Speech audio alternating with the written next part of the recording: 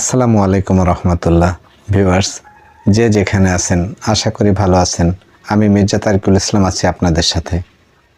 এই মুহূর্তে আপনারা যারা দেশে অথবা বিদেশে আছেন, আপনাদের সবার কাছে আমার অনুরোধ, চ্যানেলটিকে যদি এখনও সাবস্ক্রাইব না করে থাকেন তাহলে সাবস্ক্রাইব করে আমাদের সাথে থাকবেন, বেল বাটনটা অন করে দিয়ে। আর যদি সাবস্ক্রাইব করে ফেলেন already, thanks a lot. Viewers, আরেকটি নতুন খবর নিয়ে আসছি, আন্তর্জাতিক খবর এটা। এই খবরে এখন আমরা ভেতরে কি লিখেছে আমরা আগে দেখব, তারপরে আমরা খবরের বিশ্লেষণে যাব। ভিউয়ার্স, লিখেছে ইসরায়েলে অস্ত্র বিক্রিতে নিষেধাজ্ঞার আহ্বান মাখর। ভিউয়ার্স, চলুন ভিতরে কি লিখেছে। ফ্রান্সের প্রেসিডেন্ট ম্যানুয়েল মাখো ইসরায়েলকে অস্ত্র সরবরাহের নিষেধাজ্ঞা দেওয়ার আহ্বান জানিয়েছেন। এমন এক সময় তিনি এই আহ্বান জানালেন যখন চলমান গাজা যুদ্ধের 1 বছর পূর্ণ হচ্ছে। পাশাপাশি সম্প্রতি লেবাননেও স্থল আগ্রাসন শুরু করেছে ইসরায়েল। শনিবার সম্প্রচার মাধ্যম ফ্রান্স ইন্টারকে দেওয়া এক সাক্ষাৎকারে মাখো এই আহ্বান জানান।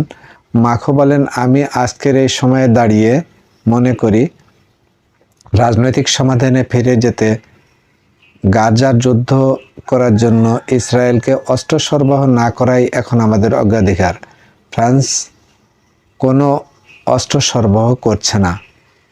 ভিউয়ার্স, এরপরে কি লিখেছে, ফ্রান্স ইসরায়েলের অস্ত্র সরবরাহ করে শীর্ষস্থানীয় কোনো দেশ নয়, তবে ইউরোপীয় ইউনিয়নের গুরুত্বপূর্ণ কণ্ঠস্বর ও জাতিসংঘের নিরাপত্তা পরিষদের স্থায়ী সদস্য হিসেবে গাজায় রাজনৈতিক সমাধানের আন্তর্জাতিক প্রচেষ্টায় দেশটি বড় ভূমিকা রয়েছে। গত সেপ্টেম্বরে ইসরায়েলের কিছু অস্ত্র রপ্তানি স্থগিত করেছিল যুক্তরাজ্য। তখন দেশটি বলেছিল এসব অস্ত্রের ব্যবহার আন্তর্জাতিক মানবিক আইনের গুরুতর লঙ্ঘনের সুস্পষ্ট ঝুঁকি রয়েছে। মাখো ইসরায়েলের প্রধানমন্ত্রী বেনিয়ামিন নেতানিয়াহুর লেবাননে সেনা পাঠানোর সিদ্ধান্তেও সমালোচনা করেছেন। তিনি বলেন, উত্তেজনা এড়ানোই অগ্রাধিকার হওয়া উচিত। এদিকে মাখোর মন্তব্যে ক্ষুব্ধ প্রতিক্রিয়া দেখিয়েছেন নেতানিয়াহু। মাখোর মন্তব্যকে অমর্যাদাকর বলে মন্তব্য করেছেন তিনি। তার কার্যালয় থেকে দেওয়া এক বিবৃতিতে বলা হয়, ইরানের নেতৃত্বাধীন বর্বর বাহিনীর বিরুদ্ধে ইসরায়েল যখন যুদ্ধ করছে তখন সব সভ্য দেশের দৃঢ়ভাবে ইসরায়েলের পাশে থাকা উচিত। কিন্তু তারপরও প্রেসিডেন্ট মাখো ও অন্যান্য পশ্চিমা নেতারা ইসরায়েলের অস্ত্র রপ্তানিতে নিষেধাজ্ঞা দেওয়ার আহ্বান জানাচ্ছে। লজ্জা হওয়া উচিত তাদের। ভিউয়ার্স, দেখুন না নেতানিয়াহু কিভাবে কথা বলে। শনিবার রাতে মাখোর কার্যালয় থেকে নেতানিয়াহুর প্রতিক্রিয়ার জবাব দেওয়া হয়েছে। এতে বলা হয়, ফ্রান্স ইসরায়েলের অবিচল বন্ধু। পাশাপাশি নেতানিয়াহুর প্রতিক্রিয়াকে মাত্রাতিরিক্ত এবং ইসরায়েল ও ফ্রান্সের মধ্যকার বন্ধুত্বের সঙ্গে যায় না বলে উল্লেখ করেছেন। এর পরবর্তীতে মাখোর বিবৃতিতে ইসরায়েলের পাশাপাশি দেশটির সবচেয়ে বড় মিত্র যুক্তরাষ্ট্রের জন্য একটি বার্তা হিসেবে দেখা হচ্ছে। গাজায় যুদ্ধ করার জন্য ইসরায়েলের সবচেয়ে বেশি অস্ত্র সরবরাহ করেছে যুক্তরাষ্ট্র।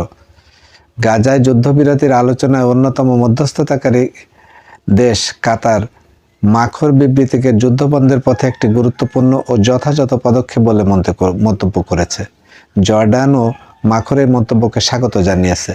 ইসরায়েলে অস্ত্র রপ্তানি সম্পূর্ণ বন্ধের উপর নিষেধাজ্ঞা আরোপের উপর জোর দিচ্ছে।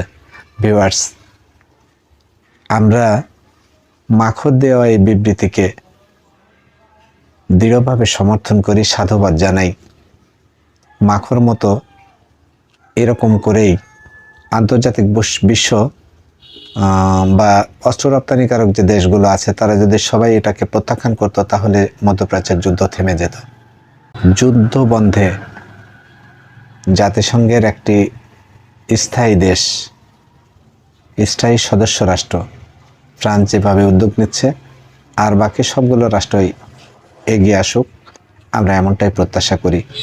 ভিউয়ার্স, আপনারা যে যেখানে থাকবেন, দেশের এবং বিদেশের খেলাধুলার নিয়মিত আপডেট খবর পেতে আমাদের চ্যানেলটির পাশে থাকবেন সাবস্ক্রাইব করে। আপনারা ভালো থাকবেন। আপনাদের সবার প্রতি শুভকামনা রইল আমার। আমি থাকবো মির্জা তারিকুল ইসলাম আপনাদের সাথে। আজ এই পর্যন্তই।